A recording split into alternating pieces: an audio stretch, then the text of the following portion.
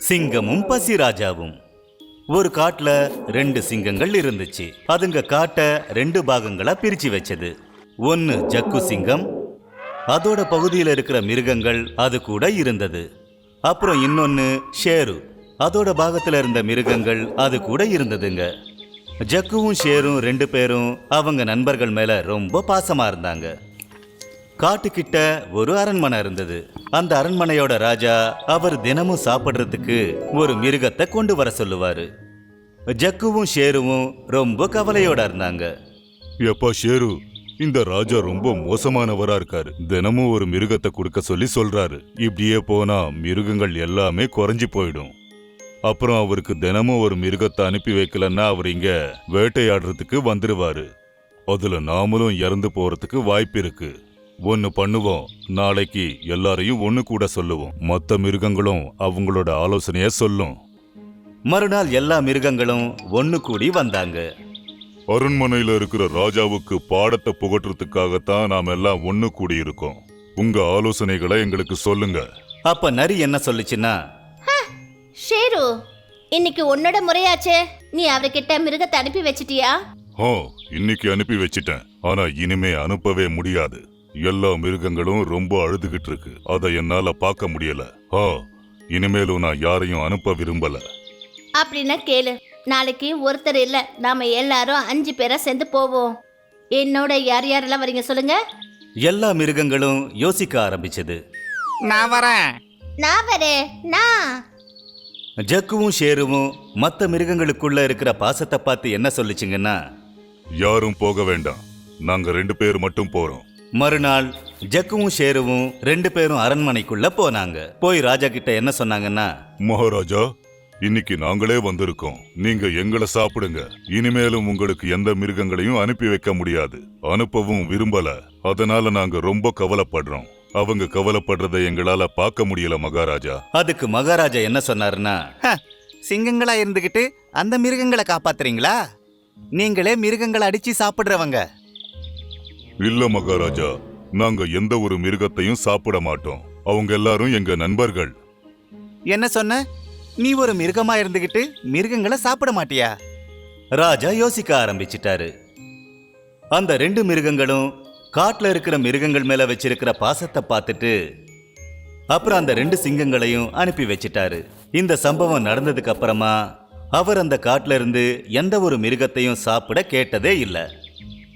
சுந்தரவனம் அந்த பேருக்கு தகுந்த மாதிரி ரொம்ப அழகா இருந்துச்சு. அந்த சுந்தரவனத்துக்கு நடுவுல ஒரு பெரிய குளம் இருந்துச்சு. அந்த குளத்துல மீன்கள், தவளைகள், தண்ணில வாழ்ற நிறைய உயிரினங்கள் இருந்துச்சு.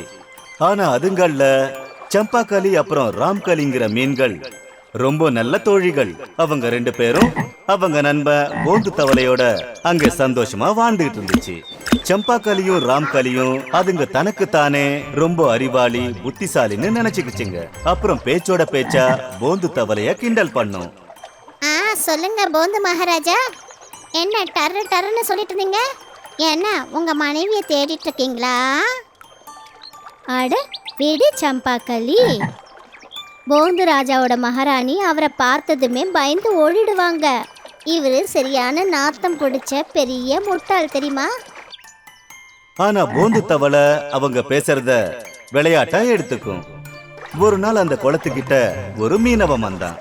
குளத்துல இருக்கிற மீன்களை பார்த்ததும் அவன் ரொம்ப சந்தோஷப்பட்டான். அப்புறம் அவன் என்ன சொன்னான்னா, அடேங்க அப்பா, இந்த குளத்துல நிறைய மீனுங்க இருக்கு. அட, அதுவும் இவ்வளோ பெருசு பெருசாவா? இன்னைக்கு என்னோட வலை ரொம்ப சின்னதா இருக்கு. நாளைக்கு நான் பெரிய வலையை எடுத்துட்டு வருவேன். இதுங்களை பிடிச்சிக்கிட்டு போவேன். மார்க்கெட்ல இதுங்களை வித்தா எனக்கு நிறைய பணம் கிடைக்கும். மீனவன் சொன்ன அந்த வார்த்தைய தவளையும் அதோட ஃப்ரெண்ட்ஸ் மீன்களும் கேட்டுச்சு. தவளை மீனுங்க கிட்ட என்ன சொல்லுச்சுன்னா, சம்பாக்களி, ராம்கலி, நாம இன்னைக்கு உடனே இந்த குளத்தை விட்டுட்டு வேற எங்கேயாவது தூரமா போயிடணும். இல்லைன்னா அந்த மீனவன் நம்மளை பிடிச்சி கொன்னுடுவான். தவளை சொன்னதை கேட்டு 2 மீன்களும் சிரிக்க ஆரம்பிச்சது. அப்புறம் அதை கிண்டல் பண்ண ஆரம்பிச்சது. நீ ஒரு நார்த்தம் பிடிச்சவன், சரியான பயந்தாங்கோலி. நாம எங்கேயும் போக வேண்டிய அவசியம் இல்லை. அப்படியே அந்த மீனவன் வந்தா வந்துட்டு போகட்டுமே. எங்களுக்கு நல்லாவே நீச்சல் தெரியும், அதனால நாங்க தப்பிச்சுப்போம். உங்களோட விருப்பம். நான் கிளம்புறேன்ப்பா. தவளைங்க உடனே அதுங்களோட குடும்பத்தை கூட்டிக்கிட்டு அங்க இருந்து போயிடுச்சு. அடுத்த நாள் காலையில மீனவன் பெரிய வலையை எடுத்துட்டு வந்தான். அப்புறம் அங்க இருந்த மீன்களை தன்னோட வலையில சிக்க வச்சான். அப்புறம் அதுங்களை புடிச்சிட்டு தூக்கிக்கிட்டு போயிட்டு இருந்தான். அதை பார்த்துட்டு தவளையும் தன்னோட மனைவியும் ரொம்ப கவலைப்பட்டாங்க. என்னோட நண்பர்கள் என்னோட பேச்ச சரியா கேட்கவே இல்ல. அதுங்க என்ன ஒரு முட்டாளுன்னு நினைச்சுக்கிச்சு. நான் சொல்றத அதுங்க கேட்கவே இல்ல. போற வழியில அந்த மீனுங்க தன்னோட நண்பன் தவளைய பார்த்ததும் அந்த மீனுங்களும் தங்களோட தவறுகளை நினைச்சு ரொம்ப வேதனைப்பட்டுச்சு. நாம ரொம்ப பெரிய தப்பு பண்ணிட்டோம். நம்ம நண்பனை எப்ப பார்த்தாலும் முட்டாள்னு சொல்லிட்டு இருந்தோம், அறிவு இல்லாதவன்னு சொன்னோம். அவன் நம்ம உயிரை காப்பாத்துறதுக்காக எவ்வளவோ முயற்சி பண்ணா. ஒரு பெரிய கரடி காட்டுக்குள்ள இருந்துச்சு. அதோட பேரு பானு. பானுவுக்கு பயங்கரமா பசி எடுக்கும். அது எப்பவும் ஏதாவது சாப்பிட்டுக்கிட்டே இருக்கும். அது எவ்வளவுதான் சாப்பிட்டாலும் அதுக்கு பசி போகவே போகாது. அதனால அதோட நண்பன் யானை தினமும் அதோட உணவுல இருந்து ஒரு பங்க அதுக்கு சாப்பிட கொடுக்கும். இந்தா உனக்காக இன்னைக்கு நான் வாழைப்பழம் கொண்டு வந்திருக்கேன். ரொம்ப இனிப்பா இருக்கும். இந்தா சாப்பிடு. அதுக்கப்புறம் 2 பேரும் ஊரை சுத்திட்டு வரலாம். பானு வேணுங்கிற அளவுக்கு வாழைப்பழத்தை சாப்பிட்டுச்சு. அப்புறம் யானை கூட சுத்த போயிடுச்சு. வழியில பானு கரடிக்கு மறுபடியும் பசி எடுத்துச்சு. அச்சச்சோ, எனக்கு மறுபடியும் பசி எடுக்குது நண்பா. இப்ப ரொம்ப பசிக்குது. நான் என்ன பண்றது? நடந்து நடந்து சோர்ந்து போயிட்டேன். நான் முதல்ல சாப்பிட்டது எல்லாமே ஜீரணமாயிடுச்சு. அப்படியா? இரு, நான் யோசிக்கிறேன். என்ன பண்றது? யோசிக்க விடு. யானை கரடிக்கு ஏதாவது சாப்பிட கொடுக்கணும்னு நினைச்சது. அப்புறம் அக்கம் பக்கத்துல சுத்தி முத்தி பார்த்துச்சு. அப்பதான் அது அங்க ஒரு பெரிய தேன் கூடு இருக்கிறத கவனிச்சது. அதுல தேன் நிறைஞ்சு இருந்தது.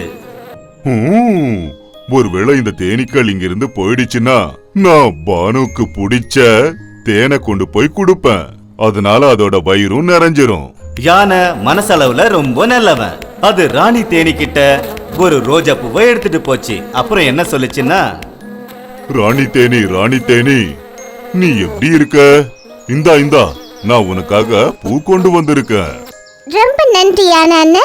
நான் நல்லா இருக்கேன். அப்புறம் இந்த ரோஜா பூ எனக்கு ரொம்ப பிடிக்கும். இங்க நீங்க எப்படி வந்தீங்க? இன்னைக்கு என்னோட நண்பன் பானு கரடியோட பிறந்த நாள். நாங்க சுத்துறதுக்காக வந்தோம். அதுக்கு ரொம்ப பசி எடுக்குதான். அதுக்கு நான் ஏதாவது பரிசு கொடுக்கணும்னு ஆசைப்படுறேன். உனக்கு தெரியுமா, அதுக்கு தேனுன்னா ரொம்ப பிடிக்கும். ஒருவேளை நீ கொஞ்சம் தேன் கொடுத்தீன்னா. நிச்சயமா. அப்புறம் ஒரு விஷயம் சொல்லட்டுமா? இதுதான் உன்னோட உண்மையான ஃப்ரெண்ட்ஷிப். அந்த கரடியோட பிறந்த நாள் 3 மாசத்துக்கு முன்னாடி முடிஞ்சு போச்சு. அவனே என்கிட்ட சொல்லிருக்கான்.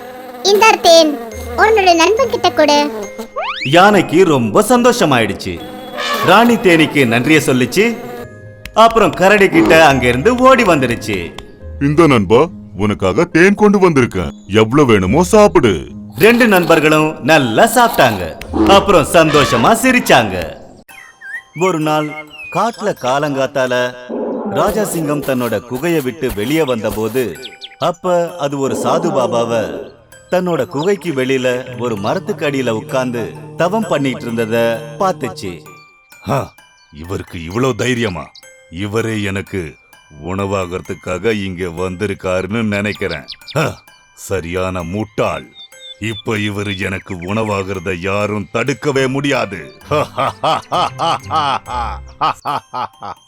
சிங்கம் சிரிக்கிறத கேட்டுட்டு சாது பாபா கண்ணை திறந்து பார்த்தாரு. ராஜா சிங்கம் தன்னை நோக்கி வர்றத பார்த்து அவர் எழுந்து நின்னு கைய கூப்பி என்ன சொன்னாருன்னா, ராஜா சிங்கமே, என்ன மன்னிச்சிருங்க. உங்களை தூக்கத்திலிருந்து எழுப்புறது எனக்கு சரியா படல. அதனாலதான் நான் உங்களுக்காக இங்கே காத்துக்கிட்டு இருந்தேன். நான் உங்ககிட்ட கொஞ்சம் பேசணும். என்கிட்ட நீங்க என்ன பேச போறீங்க? நான் இந்த இடத்துல சமாதியில உட்கார போறேன்.